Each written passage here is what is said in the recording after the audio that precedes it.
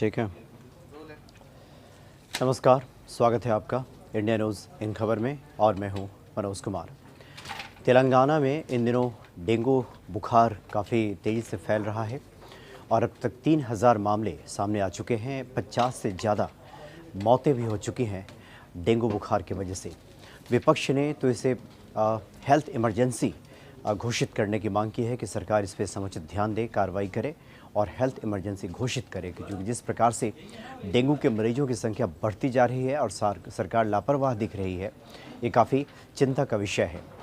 लेकिन एक और विडंबना देखिए, दरअसल तेलंगाना में एक कुत्ते की मौत पे तो FIR हो जाता है, लेकिन अगर बच्चों की मौत डेंगू से हो तो उसके लिए जिम्मेवार कौन है, क्या उसके लिए जिम्मेवारी तय होगी, ये बताने के लिए वहाँ कोई नहीं मिलता।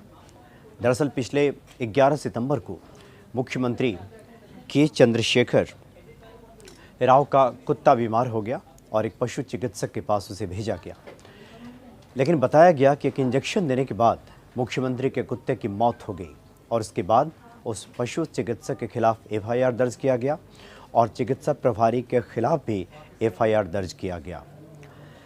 तो इसी में विपक्ष ने निशाने पर लिया है के चंद्रशेखर राव सरकार को कि कुत्ते की मौत पे इतना संवेदनशील है सरकार, लेकिन बच्चों की मौत हो रही है उस पर सरकार बिल्कुल बेपरवाह है, लापरवाह है और वहाँ उसकी संवेदनशीलता कहीं दिखाई नहीं देती।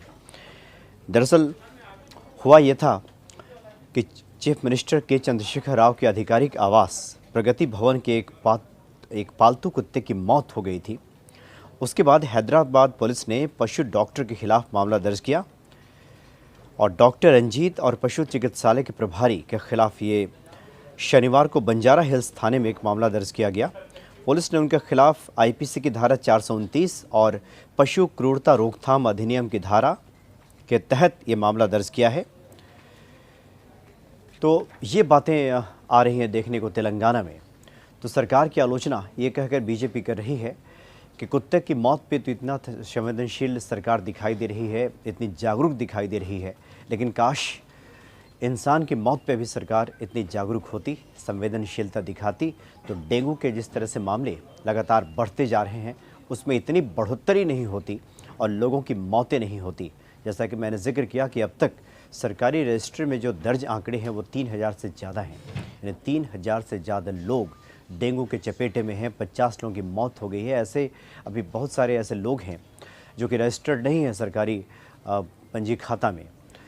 तो ऐसे बहुत सारे लोगों की संख्या हो सकती है जो डेंगू से प्रभावित हैं। यही आरोप है बीजेपी का।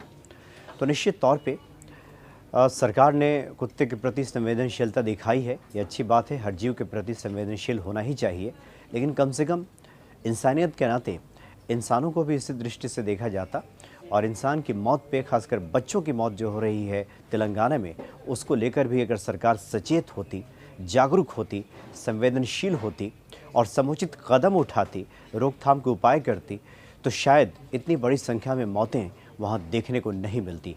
और बीजेपी ऐसे में सही आरोप लगा रही है कि सरकार को कम से कम इसमें सचेत और जागरूक होना चाहिए और संवेदनशीलता बच्चों की मौत पे भी दिखानी चाहिए।